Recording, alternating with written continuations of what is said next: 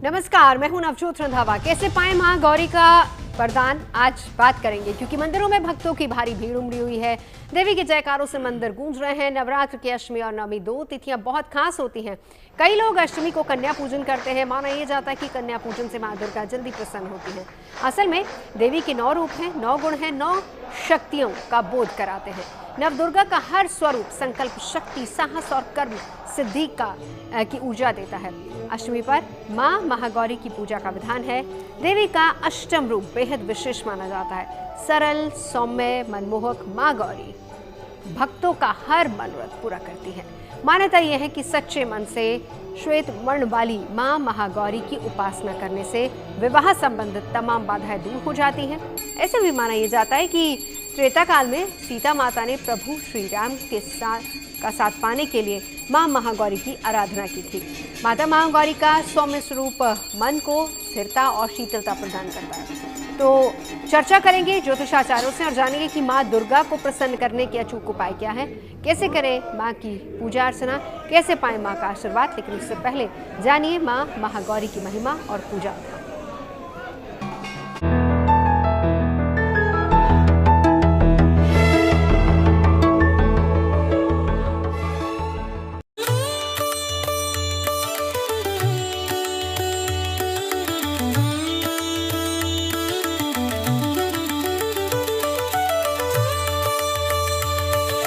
बहुत शुभकारी है माँ का 8वां स्वरूप। माँ महागौरी की कृपा से मिलता है सुख, शांति और समृद्धि का वरदान।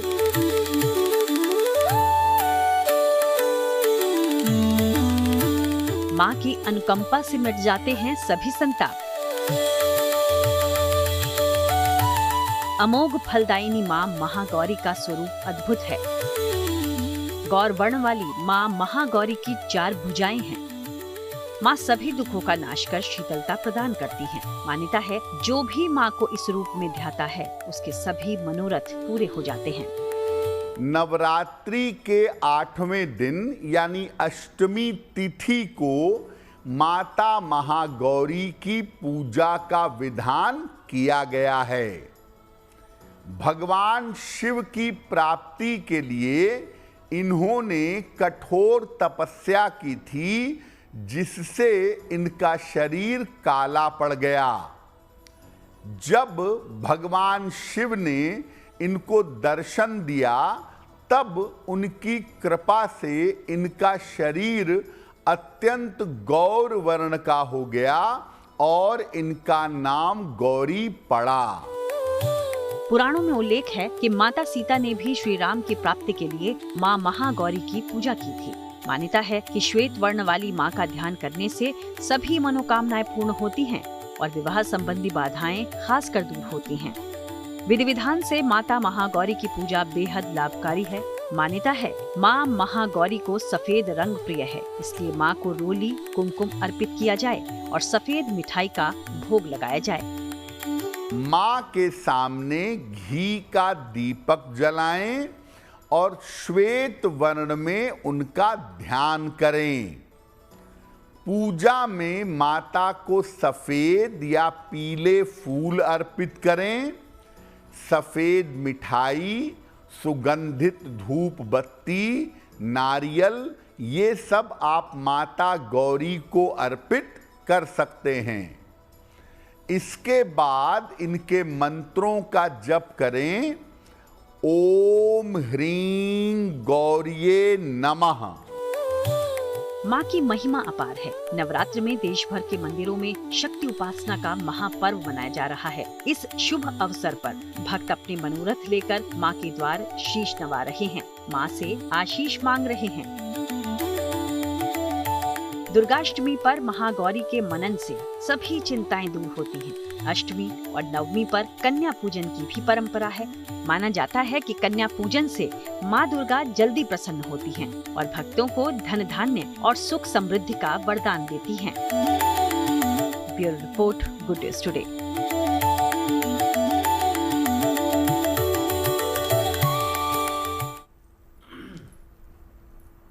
तो कैसे पाएं मां महागौरी का वरदान और कैसे पूजा अर्चना करनी है, कैसे आराधना करनी है, कन्या पूजन किस तरीके से करना है, तमाम ऐसे सवाल है जिनका जवाब जानने के लिए खास मेहमान हमारे साथ जुड़ चुके हैं। मैं परिचय करा देती हूँ। हमारे साथ वाने आर्य जी मौजूद हैं, पंडित संजय शर्मा मेरे साथ स्टूडियो में मौजूद है, साथ ही साथ पंडित दिवाकर त्रिपाठी हमारे साथ मौजूद हैं और आचार्य बद्री जी महाराज हैं। हम कथा भी सुनेंगे आचार्य जी आपके श्रीमुख से महागौरी की। लेकिन शुरुआत दिवाकर त्रिपाठी जी आपसे करते हुए जरा बताइए हमें इस बार क्या रहेगा, पूजा का समय, शुभ मुहूर्त क्या है इस बार?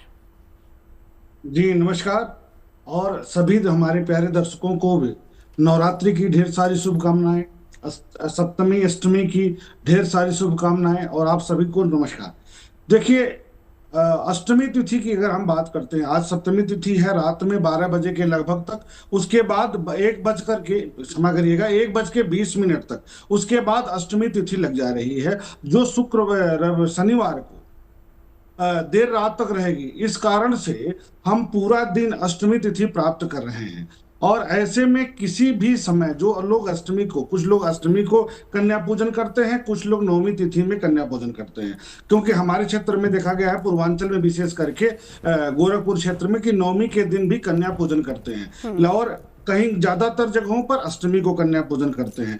तो दोनों ही दिन, पूरा दिन सूर्योदय से लेकर देर रात तक अष्टमी भी प्राप्त हो रही है और नवमी भी प्राप्त हो रही है। एक मिनट आपको रोकना चाहूंगी दिवाकर जी, क्योंकि एक थोड़ा सा कंफ्यूजन क्योंकि तिथियों को लेकर था। हालांकि गुड न्यूज टुडे ने ऑलरेडी ये चीज क्लियर कर दी थी कि इस बार द्वितीय तृतीया एक साथ लगी थी, लेकिन अभी भी लोगों के जहन में अष्टमी नवमी को लेकर कंफ्यूजन है। साथ साथ वो भी क्लियर करते जाइए। देखिए, थोड़ा सा पंचांगों का फेरबदल हुआ था, क्योंकि पूर्वांचल में प्रयागराज से पूर्व क्षेत्र में देखा जाएगा तो पंचमी और चतुर्थी एक दिन हुई थी और पश्चिमी क्षेत्र में जहां दिल्ली क्षेत्र है, दिल्ली का जो आसपास के क्षेत्र है, वहां पर द्वितीया और तृतीया को एक दिन रखा गया था। लेकिन अष्टमी और नवमी में किसी तरह का कोई कंफ्यूजन नहीं है। कल हम पूरे दिन अष्टमी तिथि मनाएंगे, अष्टमी तिथि होगा और रविवार को नवमी तिथि रहेगी, पूरे सूर्योदय से लेकर के देर रात तक। इसमें कोई कंफ्यूजन की बात नहीं है। इसलिए अष्टमी तिथि में जो लोग भी कन्या पूजन करते हैं, कन्या भोज करते हैं, वो अष्टमी तिथि कल के दिन ही करेंगे और पूरे विधि विधान के साथ करेंगे। साथ में एक बात मैं और स्पष्ट कर दूं कि जो रात में महानिशा पूजा होता है, नवमी पूजा जाता है, गांव में माताएं पूजती हैं, माता का नवमी पूजा करती हैं, वो अभी कल की ही रात में पूजी जाएगी। इसमें कोई कंफ्यूजन नहीं है, किसी प्रकार का कोई चिंता की बात नहीं है। ये ध्यान रखना है कि कल के ही रात में नवमी पूजा किया जाएगा इसका। ठीक है दिवाकर जी, हाँ अपनी बात पूरी कर लीजिए पहले।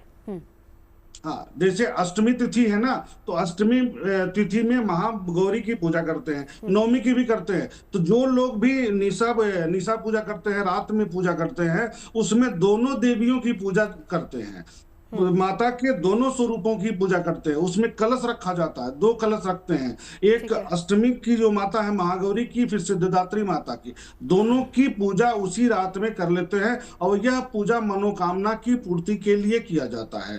और यह विशेष रूप से उत्तर प्रदेश के पूर्वी क्षेत्र में बहुत प्रचलित है। बिल्कुल, लौटती हूँ। अब जरा वान्या जी एक चीज और क्लियर कीजिए, यहीं से दिवाकर जी की बात को ही।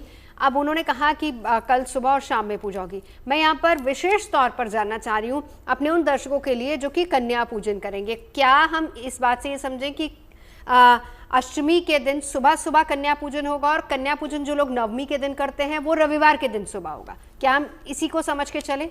देखिए, अगर हम अष्टमी तिथि की बात करते हैं तो ये लगेगी शुक्रवार 8:13 से लेकर शनिवार 7:26 तक। वहीं अगर हम नवमी तिथि की बात करते हैं, ये लगेगी 5 अप्रैल 7:26 से 6 अप्रैल 7:22 पर। शुभ मुहूर्त की अगर हम बात करते हैं, नवमी तिथि का जो शुभ मुहूर्त है वो 11:08 सुबह से लेकर 1:39 तक जो है ये रहेगा। अब ये डिपेंड करता है, जैसे अभी दिवाकर जी भी कह रहे थे, जैसे कई फैमिलीज में अष्टमी मनाते हैं और कई फैमिलीज में नवमी मनाते हैं, तो आप क्या पूछते हैं वो आपकी डिपेंड करता है, वो आपकी मतलब आप अपने परिवार में जैसे कैसे करते हैं, आप अष्टमी करते हैं या आप नवमी करते हैं।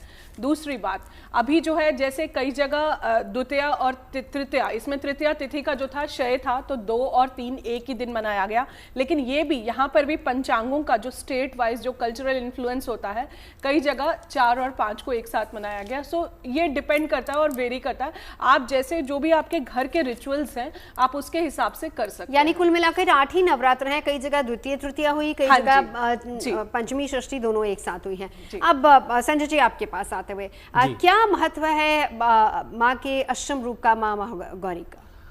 पहले मैं एक मंत्र से प्रारंभ करूंगा। जो भी दर्शक इस प्रोग्राम को देख रहे हैं उन सबको महानवरात्र की शुभकामनाएं और महाअष्टमी और नवमी के दिन की शुभकामनाएं।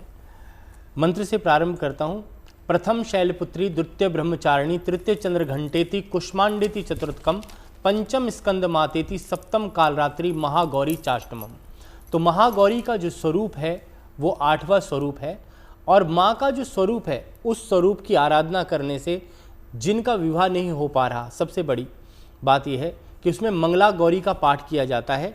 और सबसे बड़ी शक्ति, कहते हैं कि माँ जो शक्ति की प्रदायक मानी जाती है, और ब्रह्मा, विष्णु और महेश तीनों के तेज से जो है माँ दुर्गा का जो है स्वरूप आकार हुआ है, और उन्हीं की शक्तियाँ, तीनों शक्तियाँ जो है माँ के अंदर विराजमान हैं। कहा जाता है शास्त्रों में, या देवी सर्वभूतेषु शक्ति रूपेण संस्थिता, नमस्तस्यै नमस्तस्यै नमस्तस्यै नमो नमः। ये जो स्वरूप है आपको शांति देने वाला है, स्थिरता देने वाला है, स्टेबिलिटी देने वाला है, आपको विजय देने वाला है, मोक्ष देने वाला है, और आपके मन को सबसे ज़्यादा शांति प्रदान करने वाला है। क्योंकि शास्त्रों में कहा गया है, जब आपका मन चित्त शांत हो जाता है तो आप अपने सभी कार्यों को आराम से एक भाव होकर के जो है संपूर्ण कर सकते हैं। और ये जो गौरी का रूप है, जब मोहक रूप है, वो शांति प्रदान करने वाला है। तो उसके लिए आपको जो है माँ गौरी की एक टक से जो है आराधना करनी चाहिए। और माँ गौरी के जो मंत्र हैं, ओम ह्रीम श्रीं क्लीं देवी मंगल चंडी के होम फट स्वाहा, इस मंत्र का जाप करना चाहिए। और सबसे जो छोटे मंत्र हैं, जो हमारी इंद्रियों को भी बैलेंस करते हैं, जो हमारे सारे चक्रों को बैलेंस करते हैं, कि माँ का जो स्वरूप है हमारे पूरे शरीर को स्थिरता देने वाला है, तो उसमें ओम यम कम जम शम रम लम ह्रीम ओम स्वाहा, इस मंत्र का जाप करना चाहिए, और यह स्वरूप आपको आनंद देने वाला है। बिल्कुल। चलिए एक बार हम बद्री जी महाराज के पास चलते हैं। बद्री जी महाराज, जानना चाहूंगी माँ महागौरी की एक कोई कथा आप सुना दीजिए। महागौरी का जो स्वरूप है, आज नवरात्र के पावन पर्व पर मैं अपने चैनल के माध्यम से सभी दर्शकों को इसकी बधाई देते हुए माँ के चरणों में प्रणाम करता हूँ। हमारे यहाँ दुर्गा सप्तशती में 5वें अध्याय में महागौरी का एक विचित्र रूप दर्शाया गया है। कहा गया है प्रार्थना में, घंटा शूल हलानी शंख मुसले चक्रम धनु सहायकम हस्ताब्जैर दधतीम घनांत बिलसत शीतांश तुल्य प्रभाम गौरी देह समुद्भवाम त्रिजगताम आधार भूता महा पूर्वा मत्र सरस्वती मनुभजे संभादि दैत्यार्दनी। यानी ये जितनी भी देवियां हैं, ये जितने भी स्वरूप हैं, सभी की उत्पत्ति माँ गौरी के शरीर से हुई है। क्योंकि माँ गौरी ने भगवान भूत पावन भोलेनाथ की बड़ी भारी घोर तपस्या की।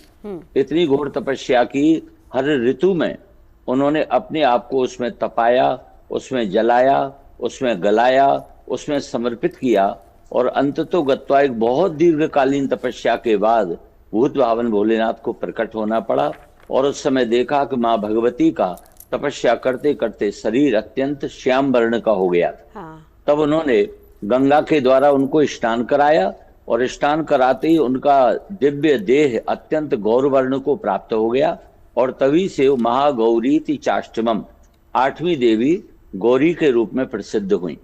और उन महागौरी के द्वारा भूत पावन भोलेनाथ ने सारे संसार को जितनी भी शक्तियां हैं, उन शक्तियों को प्रदान किया।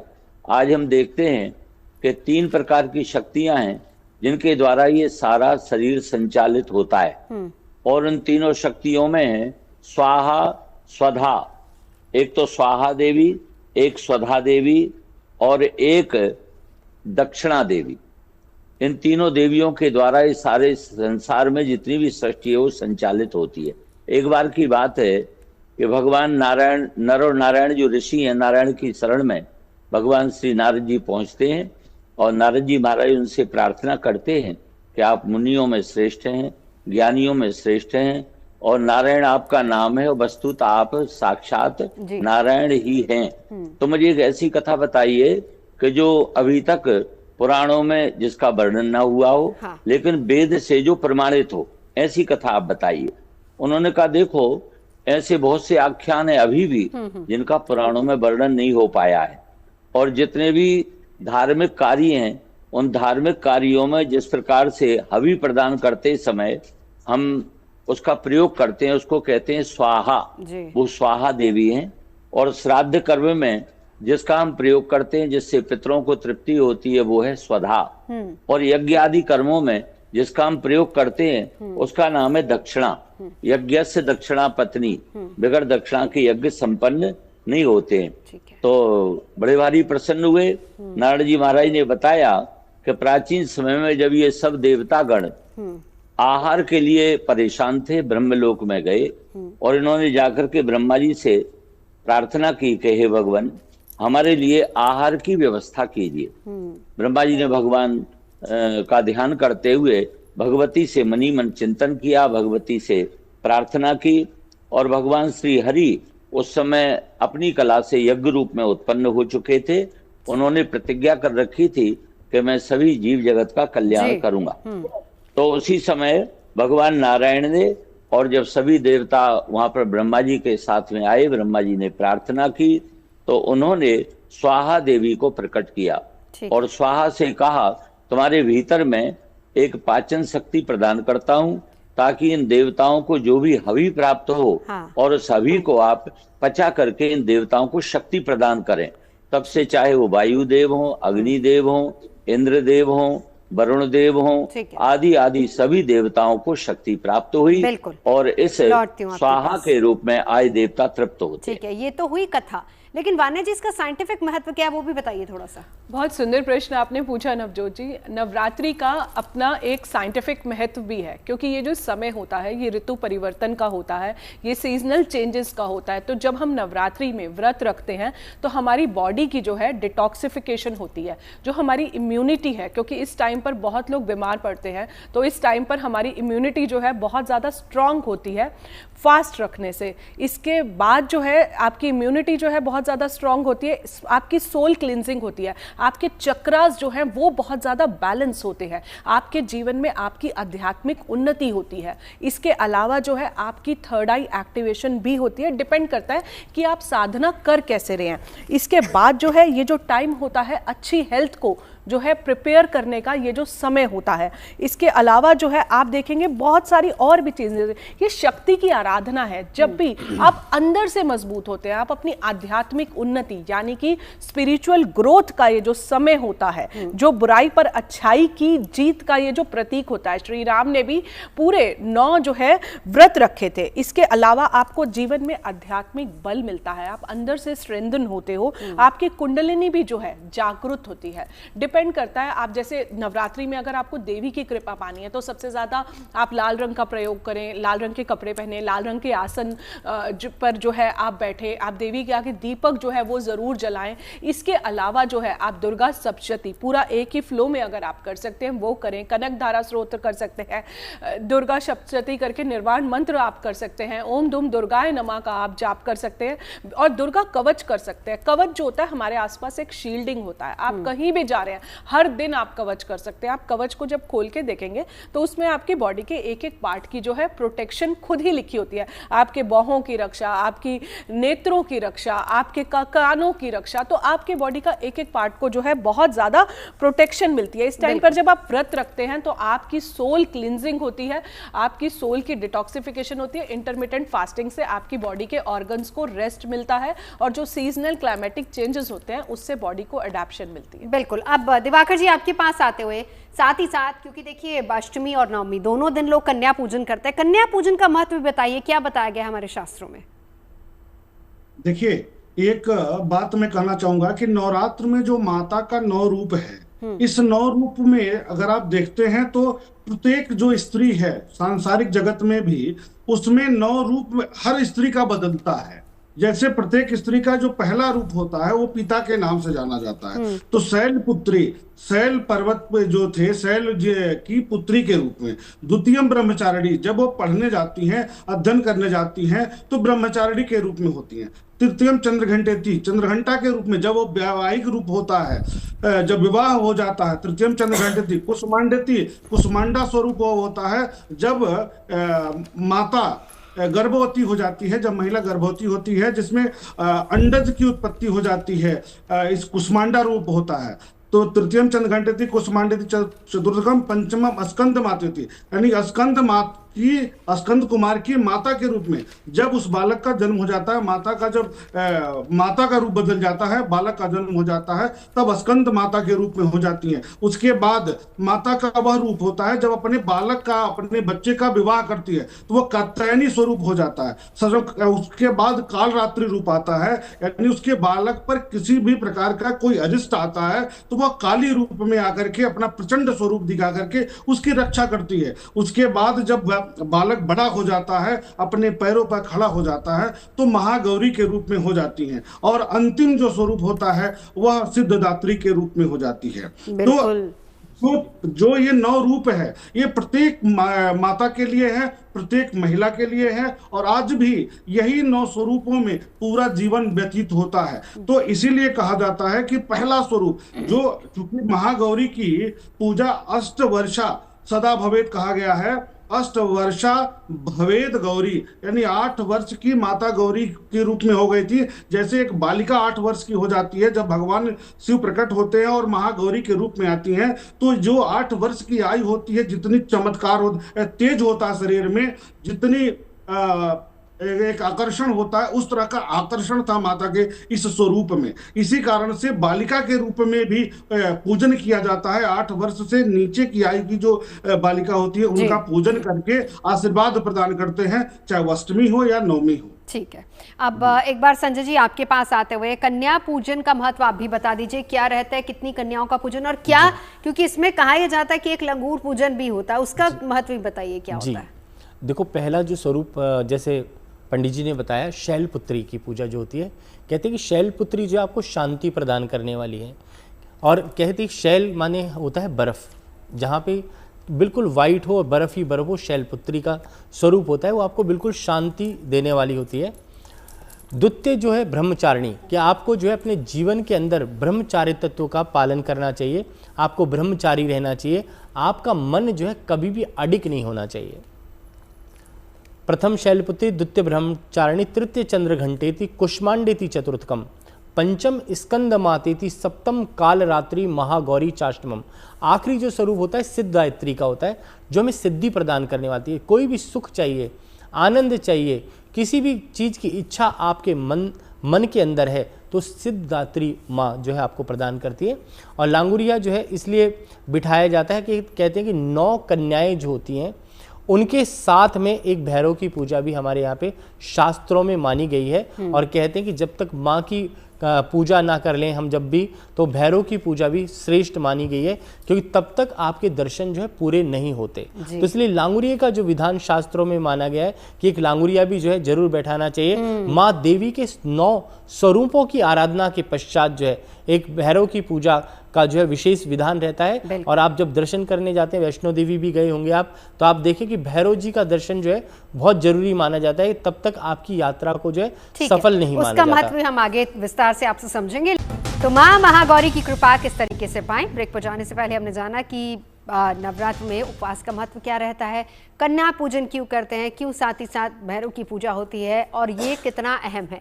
लेकिन कन्या पूजन के दौरान किस तरीके से हम छोटी कन्याओं को कोई चीज़ भेंट कर सकते हैं ताकि माँ की कृपा भी हमें प्राप्त हो। तो चलिए आपकी राशि के हिसाब से वाना जी शुरुआत करते हैं। पहली 4 राशियाँ मेष, वृषभ, मिथुन और कर्क।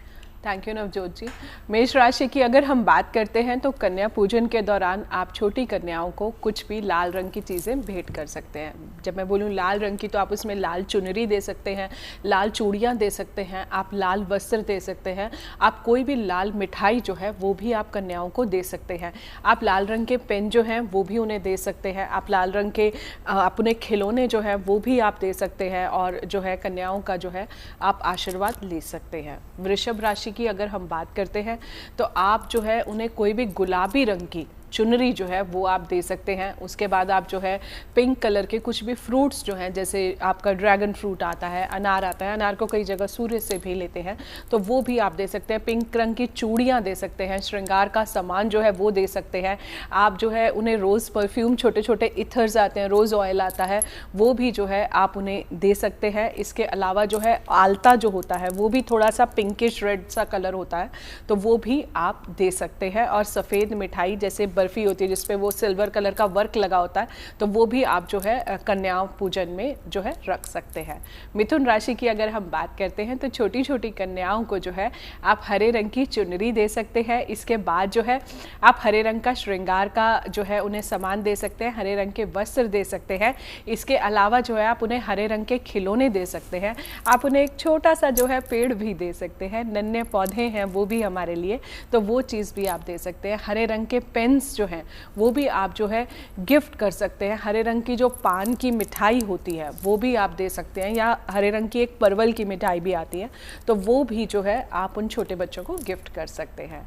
कर्क राशि की अगर हम बात करते हैं तो आप छोटी छोटी कन्याओं को मोतियों की माला जो है वो गिफ्ट कर सकते हैं। और जो चांदी की पंजेब होती है आप उसे दें, और मैं आपको सजेस्ट करूंगी कि आप अपने हाथों से उन छोटी छोटी कन्याओं के पैरों में पहनाएं। आप उन्हें वो पंजेब जो है खुद से पहनाएं और उन्हें जो है उनका तिलक करें। सभी कन्याओं का आपको आशीर्वाद लेना है। आप उनको नारियल जो है थोड़ा सा दे सकते हैं, कोई भी सफ़ेद मिठाई, चाहे वो आपकी बर्फ़ी हो गई, कलाकंद हो गई, वो भी जो है आप दे सकते हैं। इसके बाद जो है आप कुछ भी सिल्वर कलर के जैसे उन्हें कपड़े दे सकते हैं, कुछ सिल्वर कलर की जो है आप उन्हें ज्वेलरी दे सकते हैं। लाइट ब्लू जो आसमानी सा रंग होता है वो भी जो है आप दे सकते हैं। और सभी कन्याओं का आपको जो है पाँव उनके ज़रूर धोने हैं, ये सभी राशियों के लिए है। उनका आशीर्वाद जो है आपको ज़रूर लेना है। कहते हैं साक्षात माता रानी उस दिन जो है कंजकों के रूप में आती है, तो उनका आशीर्वाद जो है आप ज़रूर ग्रहण करें। अब दिवाकर जी आपके पास आऊं उससे पहले एक बार जरा बद्री जी महाराज के पास जाते हैं। शास्त्रों में बद्री जी महाराज क्या बताया गया है, क्या वर्णन किया गया है, किस तरीके से वर्णन किया गया है कन्या पूजा का?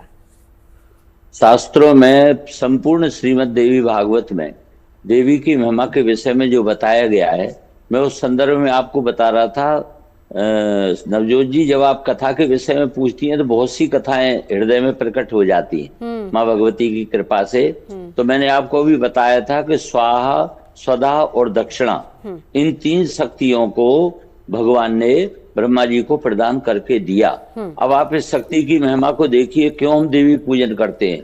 क्योंकि यहाँ तक कि जितने भी देवता हैं, उन देवताओं को जब आहुति नहीं मिल रही थी तो मैंने आपको बताया कि हवि के द्वारा स्वाहा करके, स्वाहाकार करके जो हम आहुति देते हैं वो स्वाहा देवी के द्वारा देवताओं को प्राप्त होती है, तब देवताओं की क्षुधा दूर होती है। इसी प्रकार से ब्रह्मा जी महाराज ने 4 प्रकार के पितृगण उत्पन्न किए। ये जो पितरगण हैं, हमारे ऊपर जब भी हम जन्म लेकर आते हैं तो 3 ऋण रहते हैं, देव ऋण, पितृऋण और ऋषि ऋण। तो जो हमारे पितृगण है, पितृलोक में निवास करते हैं, जब उन पितरों का प्राकट्य हुआ और पितरों के लिए ब्रह्मा जी ने संध्या, तर्पण इत्यादि का जो भी विधान बनाया और उसका जब लोगों ने पालन करना शुरू किया, लेकिन वो पितरों को प्राप्त नहीं हो रहा था। जिस प्रकार देवताओं को हवि तो मिल रही थी लेकिन वो पच नहीं रही थी, तब उन्होंने उसके लिए स्वाहा का सृजन किया। इसी तरह पितरों को बड़ी भारी बेचैनी हुई, पितृगण बड़े परेशान हुए। पितरों ने मिलकर के फिर ब्रह्मा जी महाराज से प्रार्थना की, भगवान आपने हमारा सृजन भी कर दिया, हमारे लिए कुछ आहार का विधान भी कर दिया, परंतु आहार हमको प्राप्त नहीं हो पा रहा है। तब ब्रह्मा जी महाराज ने फिर उनको लेकर के भगवान के पास गए और भगवान से जाकर के जब भगवान से विशेष प्रार्थना की, तब भगवान ने उन पितरों के लिए वह आहार प्राप्त हो सके और इसके लिए उन्होंने स्वधा का प्राकट्य किया। स्वधा, स्वाहा अलग है स्वधा अलग है, दक्षिणा अलग है। जब भी हम पितरों को तृप्त करते हैं तो स्वधा स्वधा स्वधा इन शब्दों का उच्चारण करते हैं। और जब उन्होंने इतना सुंदर दिव्य रूप था उस स्वधा का, जैसा कि हम आज महागौरी के रूप के बारे में वर्णन श्रवण कर रहे हैं, बिल्कुल वही रूप इस महागौरी का स्वधा का था। और उन्होंने उन पितृगणों के लिए जो भी उनको कव्य प्राप्त हो रहा था उस कव्य को पचाने की शक्ति प्रदान करी, तब जाकर आज पितृगण प्रसन्न हुए। अब हम जो भी उन पितृगणों को कव्य प्रदान करते हैं, जल प्रदान करते हैं, तर्पण प्रदान करते हैं, तिलांजलि उनको देते हैं, वह सब तभी से उस स्वधा शक्ति के द्वारा उनको प्राप्त होनी प्रारंभ हो गई। बिल्कुल। चलिए अब एक बार दिवाकर जी आपके पास आते। वाना जी से हम ये तो जान रहे हैं कि क्या और किस तरीके से जो छोटी कन्याएं उनका पूजन करना चाहिए, क्या उनको भेंट करना चाहिए, लेकिन ये बताइए कि क्या कोई एज भी होती है कि इतने वर्ष की कन्या का ही पूजन आप करें या इतने इतने वर्ष की कन्याएं बैठी होनी चाहिए? जी देखिए, शास्त्रों में 1 से लेकर 10 वर्ष की आयु तक मानी गई है। 1 से 10 वर्ष की आयु की जो कन्या होती हैं, ऐसा माना जाता है कि इसमें माता का स्वरूप है। इसलिए नवरात्र में 9 कन्याओं को बैठाते हैं। 9 वर्ष तक की आयु की यदि कन्या है तो उनको घर बुलाइए, और घर बुलाने के बाद सबसे पहला काम करना चाहिए कि आपके अंदर एक श्रद्धा भाव प्रकट हो जाए उन कन्याओं के प्रति, और यह मान करके कि वह कन्या माता के स्वरूप में हमारे घर आ रही हैं। और घर पर दरवाजे पर जब आए तो वहीं पर उनका पैर पखारना बोलते हैं। पैर पखारने का अर्थ है पैर धोएं। पैर धोएं, पुष्प से पुष्प उनके ऊपर अर्पित करें, चढ़ावें, उनका सत्कार करें, एक श्रद्धा पूर्वक उनको घर में बुलाएं। क्योंकि इसके पीछे, कन्या पूजन के पीछे, कन्या भोज के पीछे सबसे बड़ा तर्क यही है कि हमारे मन में कितनी श्रद्धा भाव के साथ उन कन्याओं को माता के स्वरूप को मान करके हम घर बुला रहे हैं, तथा हमारे पास जो भी उपलब्ध सामग्री है जिसके द्वारा भी हम उनका सत्कार कर सकते हैं वो करें। क्योंकि हर व्यक्ति सक्षम नहीं होता है कि बड़ी बड़ी और महंगी महंगी गिफ्ट दे, फिर भी श्रद्धा भाव बहुत महत्वपूर्ण है। जो सामान्य घर हैं, झोपड़ी में रहते हैं लोग, जो गरीब हैं लोग, जो गांव में रहते हैं लोग, वे लोग भी करते हैं। तो एक टाफी भी दे करके कर सकते हैं, इसमें दो राय नहीं है। एक रुमाल देकर कर सकते हैं, लेकिन उसमें सबसे बड़ी बात होनी चाहिए कि उन कन्याओं में माता का स्वरूप दिखना चाहिए। यह सबसे महत्वपूर्ण बात है। बिल्कुल, और आपकी श्रद्धा भी उस हिसाब से होनी चाहिए। जी बिल्कुल बिल्कुल। और दिवाकर जी, एक बार वाने जी अगली 4 राशियों का जिक्र कर दीजिए। मेष, वृषभ, मिथुन, कर्क का हमने जिक्र किया, इससे अगली 4 राशियां। हाँ जी, सिंह राशि की अगर हम बात करते हैं तो आप जो है छोटी कन्याओं को कुछ भी गोल्डन या नारंगी रंग के जो है वस्त्र दे सकते हैं। इसके अलावा कोई भी लाल जो है फल दे सकते हैं। आप गुड़हल का जो लाल रंग का फूल आता है उससे भी जो है आप उनका वेलकम कर सकते हैं। इसके अलावा जो है आप लाल मिठाई, अगर आप खुद कुछ बना सकते हैं घर में कोई लाल मिठाई, अदरवाइज जो है आप बाहर से भी ला सकते हैं। लाल रंग का आलता, लाल बिंदी, लाल चुनरी, लाल कपड़े, आप रेड कलर के उनको टिफिन बॉक्सेस दे सकते हैं, बॉटल्स दे सकते हैं, रेड कलर के पेन्स दे सकते हैं, नोटबुक्स, ऐसी चीज़ें बेसिकली हम उन्हें दें जो उन बच्चों के, कन्याओं के जो है काम भी आए। लाल रंग के छोटे छोटे पर्स ले लीजिए आप, उसमें छोटा छोटा सिक्का डाल के, बाकी आपकी जो भी समर्थता अनुसार है आप वैसा कीजिए, लेकिन आप छोटे छोटे सिक्के डाल के भी देंगे तो उससे भी जो है छोटी कन्याएं बहुत ज़्यादा प्रसन्न होती हैं। अगली राशि पर हम चलते हैं, कन्या राशि पर। कन्या राशि की अगर हम बात करते हैं तो आप जो है हरे रंग के वस्त्र जो है कन्याओं को दे सकते हैं। हरे रंग के टिफिन बॉक्सेस, ग्रीन कलर की प्लेट्स आती हैं छोटी छोटी, तो आप वो भी आप जो है कन्याओं को दे सकते हैं। छोटे छोटे पौधे जो हैं वो दे सकते हैं। हरे रंग के जो फल होते हैं जैसे अमरूद का फल हो गया, नाशपाती का फल हो गया, बबूकोशा का फल हो गया, तो वो उस तरह के छोटे छोटे फल भी आप उनको काट के उनकी प्लेट में थोड़ा थोड़ा सा जो है आप रख सकते हैं। पान की मिठाई, परवल की मिठाई, ये सारी चीज़ें जो है आप रख सकते हैं। छोटे छोटे उनके टॉयज जो है हरे रंग के, बहुत सारे मार्केट में ब्राइट कलर्स के, ग्रीन कलर के टॉयज आते हैं, और ग्रीन कलर के पेन्स, पेंसिल्स, नोटबुक्स जो है ये सारी चीज़ें आप उन्हें दे सकते हैं। तुला राशि की अगर हम बात करते हैं तो आप जो है उनको पिंक कलर के टिफिन बॉक्सेस, पिंक कलर की बॉटल्स, पिंक कलर के लंच, और जैसे पिंक कलर की छोटी छोटी आप क्रॉकरी की प्लेट्स जो होती है, आजकल प्रिंटेड प्लेट्स आती हैं, तो वो भी आप दे सकते हैं। साथ में जो है आप उन्हें कुमकुम ज़रूर लगाएं, और जो है आप उनकी प्लेट में कुछ टॉफ़ीज़ जो हैं वो भी आप रख सकते हैं। तो ये छोटी छोटी चीज़ें जो है बच्चों को बहुत ज़्यादा अट्रैक्ट करती हैं। टॉयज़ जो है रख सकते हैं। फीमेल्स के लिए पिंक कलर की बहुत सारी, जैसे हाथों का कोई आप उन्हें ब्रेसलेट दे सकते हैं पिंक कलर का, सिल्वर कलर का, क्योंकि नॉर्मली गर्ल्स की बहुत सारी चीज़ें मार्केट में उपलब्ध भी होती है। वृश्चिक राशि की अगर हम बात करते हैं तो आप लाल रंग का जो है उन्हें स्कूल बैग, लाल रंग का बॉटल, लाल रंग की मिठाई, लाल रंग के फल, लाल रंग के फूल जो है, ये सारी चीज़ें, लाल रंग की चुनरी, और याद रखें कन्याओं का लाल रंग के कुमकुम से जो है तिलक करना आप बिल्कुल भी ना भूलें, और उन्हें जो है लाल रंग के वस्त्र भी आप दे सकते हैं। बिल्कुल। अब वही एज वाली बात एक बार संजय जी मैं आपसे भी जानना चाहूंगी। जी, बड़ा सुंदर प्रश्न किया आपने। कहते हैं कि जो प्रथम स्वरूप होता है माँ का, वो शांति प्रदान करने वाला होता है। जो पहला रूप होता है, प्रत्यक्ष पहला वर्ष जिसको हम बोलते हैं, वो शांति देता है कि आपके मन के अंदर शांति आए और आनंद आए। माँ के स्वरूप का आप जब ध्यान करते हैं तो आप मंत्रमुग्ध हो जाते हैं और आपका मन बिल्कुल शांत हो जाता है। जो दूसरा साल कहा जाता है वो कुमारिका कहा जाता है कि जिस प्रकार से आप, जब व्यक्ति कंवारा होता है या ब्रह्मचारी होता है तो उसके अंदर सत और पावर जो है बढ़ जाती है और वो धन, आयु और बल की वृद्धि करता है, जिससे कि आपके मन में चित्तता, आपकी शांति हो जाए और आपको बल की काफ़ी ज़्यादा प्राप्ति हो। माँ का जो तीसरा स्वरूप होता है उसको हम त्रिमूर्ति कहते हैं, और त्रिमूर्ति जो है हमें घर में सुख, समृद्धि और आनंद को देने वाली होती है। उसका जब आगमन होता है तीसरे दिन का, तो हमारे जीवन के अंदर जो है समृद्धि की प्राप्ति होती है, सुख की प्राप्ति होती है, आनंद की प्राप्ति होती है। चौथा माँ का जो स्वरूप है वो कल्याणी का है, अर्थात जो है आप चौथा वर्ष जो है कल्याणकारी होता है, जो आपके जीवन में कल्याण ही कल्याण करे, मंगल ही मंगल कर दे और सभी चीज़ों से आपको विजय श्री प्राप्त करा दे, वो चौथा दिन और चौथा स्वरूप होता है। पांचवा जो दिन होता है वो माँ रोहिणी का होता है, अर्थात आपका स्वास्थ्य अच्छा रहे, क्योंकि हमारा रोहिणी का अर्थ भी जैसे चंद्रमा होता है और चंद्रमा को रोहिणी का प्रतीक भी माना गया है। तो हमारी बॉडी जो है जल तत्व से बनी है, तो हमारे शरीर के अंदर पानी की मात्रा काफ़ी अधिक होती है। अगर पानी की मात्रा कम हो जाए तो हमारा शरीर अस्वस्थ हो जाता है। तो इस दिन जो पंचम दिवस होता है उसमें रोहिणी की पूजा, या छठे दिन या पाँचवें वर्ष में रोहिणी की पूजा अगर हम करते हैं तो हमारा मन शांत होता है, स्थिरता आ जाती है। जो छठा दिन होता है वो कालिका का होता है, ये आपके जीवन के अंदर शत्रु का दमन करती है। जो भी जितने भी दुश्मन आपके जीवन के अंदर हैं उनको समाप्त कर देती है। उसी प्रकार से जो माँ का सातवां स्वरूप है वो चंडिका का हम कहते हैं, वो आपके जीवन में धन, ऐश्वर्य, भोजन, ऐश्वर्य की प्राप्ति कराता है।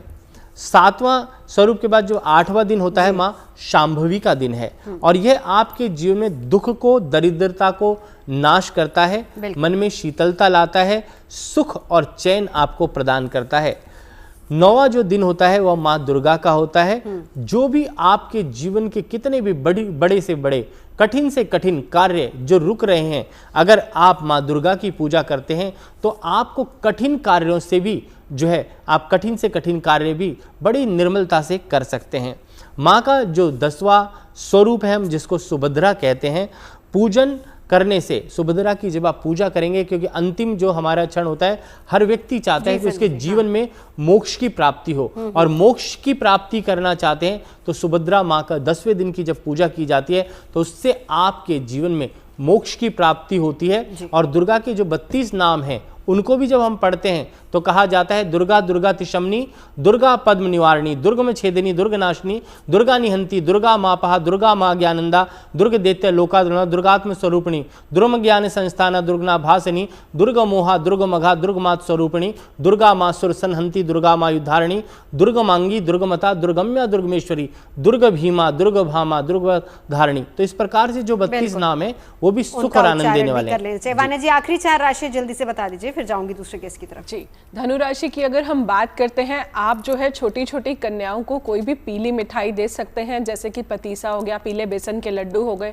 पीले फल दे सकते हैं जैसे केला हो गया या शरदा हो गया, ये सारी चीज़ें जो है आप दे सकते हैं। पीली चुनरी दे सकते हैं, गुरु की राशि है, कुछ धार्मिक जो है आप उन्हें पुस्तकें, नोटबुक्स दे सकते हैं, पीले रंग के क्रेयॉन्स जो कलर्स आते हैं वो दे सकते हैं, पीले टिफिन बॉक्सेस दे सकते हैं, बॉटल्स दे सकते हैं, पीले प्लेट्स में आप उनको दे सकते हैं। एक छोटी सी पीली चुनरी जो है वो भी आप गिफ्ट कर सकते हैं, और पीले रंग की बिंदी जो है वो भी गिफ्ट कर सकते हैं, और पीले रंग का हल्दी चंदन का हल्का सा तिलक भी जो है आप उन्हें लगा सकते हैं। अगली राशि की बात करते हैं मकर राशि की।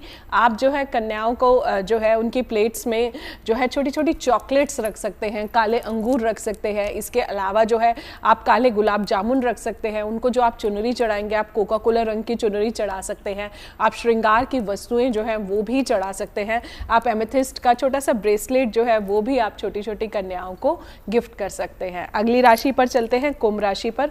आप जो है उन्हें हलवा, पूड़ी, चने जो है काले चने जो होते हैं वो भी आप जो है उन्हें दे सकते हैं। चॉकलेट बर्फी या छोटी छोटी चॉकलेट्स जो हैं वो दे सकते हैं। और मिठाई में जो है आप उन्हें जो है काले गुलाब जामुन जो है वो भी आप उन्हें दे सकते हैं। इसके अलावा जो है आप उन्हें श्रृंगार का सामान तो आप उन्हें ज़रूर ही दें, और चुन्नी जो है पर्पल कलर की आप उन्हें चुन्नी दे सकते हैं। आखिरी राशि की बात करते हैं, मीन राशि की।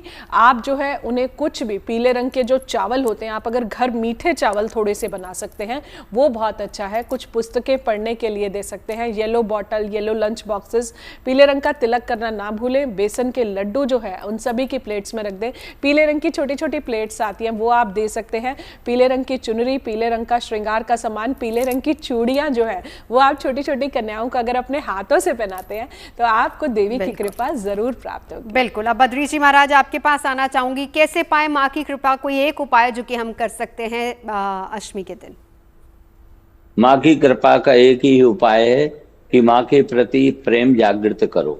माँ का जितना प्रेम हमारे प्रति है इतना ही हम माँ के जितने भी वात्सल्य युक्त ये सारे संसार के प्राणी हैं उन सभी से प्रेम करें, चाहे वो पशु हों, पक्षी हों, मानव हों, जिस रूप में भी हों, वो सबके सब भगवती के कृपा पात्र हैं।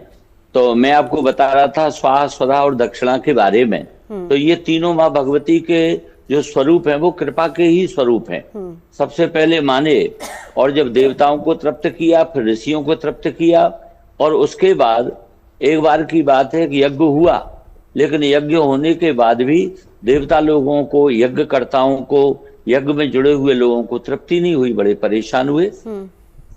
और जब परेशान होकर के उन्होंने ब्रह्मा जी महाराज से जाकर के प्रार्थना की, तब ब्रह्मा जी महाराज ने जाकर सभी देवताओं को साथ में लेकर, सभी यज्ञकर्ताओं को साथ में लेकर, सभी जीव जगत को साथ में लेकर उनके प्रतिनिधि के रूप में भगवान की बड़ी दिव्य प्रार्थना की।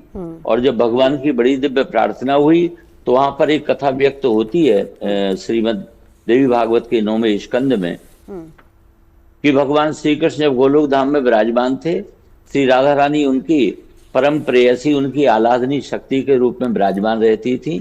लेकिन श्री राधा रानी के उस परिकर में एक सुशीला नाम की जो गोपी थी वो धीरे धीरे भगवान के प्रति ज्यादा निकट आ गई। और यहाँ तक कि एक दिन तो जब राधा रानी भी विराजमान थी और इतने अति उत्साह में आ गई कि वो भगवान श्री कृष्ण के वामांग में जाकर के बैठ गई। इसको लेकर के राधा रानी अत्यंत मनी मन कुपित हो गई, और उनके कोप को देख करके भगवान श्री कृष्ण अंतर्धान हो गए। और जब भगवान श्री कृष्ण अदृश्य हो गए तो हाहाकार मच गया चारों तरफ। जब चीख पुकार होने लग गई, सभी ने आकर राधा रानी के शरण पकड़े, हे भगवती आप कृपा करो और किसी भी तरह से भगवान के दर्शन कराओ। यह जो हमारे भीतर में एक भय उत्पन्न हो गया है, भगवान के जाने से जो अत्यंत करुणा उत्पन्न हो गई है, दुख उत्पन्न हो गया है, इसको दूर करो। तब जाकर श्री राधा रानी ने उन सभी के मध्य में भगवान को पुकारा, हे कृष्ण आइए, हे नाथ आइए, हे प्रभु आइए, हे प्रभु पधारिए। तब आखिरकार भगवान ने कृपा की, भगवान प्रकट तो हुए, परंतु राधा रानी ने उस सुशीला को शाप दे दिया। और जब शाप दे दिया कि तुम्हारा गोलोक धाम से पतन हो जाए, फिर उसने जाकर घोर तपस्या की, भगवान को प्रसन्न किया, और भगवान ने उसको दक्षिणा के रूप में उत्पन्न किया। ब्रह्मा जी के माध्यम से उत्पन्न वह जो दक्षिणा है, और उस दक्षिणा ने लक्ष्मी जी की बड़ी उपासना की। लक्ष्मी जी का एक दिव्य अंश उनको प्राप्त हुआ, और आज दक्षिणा के रूप में वह भगवती देवी शक्ति के रूप में हम सभी को आनंदित करती हैं। बिल्कुल, और यज्ञ की इसीलिए उसका पत्नी है भी दक्षिणा। महत्व माना जाता है। अब एक बार दिवाकर जी महाराज देखिए, ये वान्या जी ने हमें राशिवार तो बता दिया कि जब आप कन्या पूजन कर रहे हैं किस तरीके से आप आशीर्वाद ले सकते हैं, लेकिन एक जो स्टैंडर्ड चीज जिसको हम मानते हैं कि हलवा पूरी का भोग लगाया जाता है, इसके पीछे क्या मान्यता है? क्योंकि बहुत जगह मैंने ऐसा भी देखा है, कई लोग बॉइल्ड राइस और साथ में चीनी भी देते हैं, दूध भी देते हैं। क्या इसका अलग अलग महत्व होता है? देखिए, माता का जो 9 रूप है उसमें प्रायः जो उनका स्वरूप है उसमें चने का भोग लगाया जाता है। हाँ। और हलवा का भोग लगाया जाता है, उनका प्रिय है। इसलिए एक मतलब अगर हम 9 दिन व्रत नहीं रह पा रहे हैं फिर भी हम कन्या पूजन कर रहे हैं और किसी कारणवश हम माता को भोग नहीं लगा पाए, तो एक ही दिन में हम, चूंकि माता 9 रूप में हमारे घर पधारी है, तो उसमें चना और हलवा का जो भोग लगाएंगे, क्योंकि मीठा भी होना चाहिए और माता काली स्वरूप में जो हम चने का भोग लगाते हैं, तो चना और हलवा, मीठा और नमकीन दोनों रूप में, दोनों प्रकार के भोज्य पदार्थ हम माता को अर्पित करते हैं। लेकिन मैं एक यहाँ नया चीज जोड़ना चाहूंगा कि हम माता को नारियल चढ़ाते हैं, नवरात्र हो या कहीं कभी भी जब हम माता के दरबार में जाते हैं तो नारियल और चुनरी चढ़ाते हैं। तो जब हम माता के 9 स्वरूपों की पूजा कर रहे हैं और उस समय हम सभी कन्याओं को एक एक नारियल और एक एक चुनरी दे करके प्रणाम करें, तो इससे अच्छी बात क्या हो सकती है? क्योंकि माता को हम नारियल चढ़ा करके हम मानते हैं कि हम सबसे बड़ा उनको भेंट दे रहे हैं, क्योंकि इसके पीछे जाएंगे तो बहुत समय लगेगा, समय अभाव है। फिर भी यह माना जाता है कि नारियल चढ़ाने से माता बलि के रूप में स्वीकार करती हैं कि व्यक्ति बलि चढ़ा रहा है, या बलि के रूप में नारियल को परिवर्तित किया गया था। तो अगर हम नारियल भी भेंट करते हैं तो उससे माता की असीम कृपा प्राप्त होती है। तो चना हलवा के साथ साथ नारियल और चुनरी भी, जो 9 कन्याएं को हम भोज करा रहे हैं, कन्या खिला रहे हैं, उनको जरूर अर्पित करना चाहिए और इससे विशेष लाभ मिलता है। चलिए, चलते चलते संजय जी। एक महामंत्र जो है सब लोगों को बोलना चाहिए, ओम नमः चंडिकाय नमः। कहते हैं दुर्गा सप्तशती के अंदर जो सबसे बड़ा निवारण मंत्र है वो है ओम नमः चंडिकाय नमः। और मैं एक नारियल की बात और जोड़ना चाहूँगा साथ में। कहते हैं कि जो नारियल है वो सफ़ेद होता है, तो जब हम पैदा होते हैं और नारियल के अंदर जल भी होता है, नेचुरली जो आप देखें कि उसके अंदर जल आ जाता है, और जो अन्न भी है, क्योंकि जो नारियल है उसके अंदर जो सफ़ेद स्वरूप है, जब भी कोई जीव उत्पन्न होता है तो उसके अंदर एक बीज होता है नारियल के अंदर, आप देखें तो उस बीज से जिनको संतान नहीं हो पा रही, तो इस नारियल का बीज और नारियल ग्रहण करने से संसार की उत्पत्ति होती है, संसार बढ़ता है और दुर्गा की कृपा होती है। चलिए, माँ दुर्गा की कृपा आप सभी पर हो। किस तरीके से अष्टमी पर पूजन करना है, क्या रहेगा विधान, ये सब हमने जाना। हमारे तमाम खास मेहमानों से आप चर्चा में जुड़े, बहुत बहुत धन्यवाद।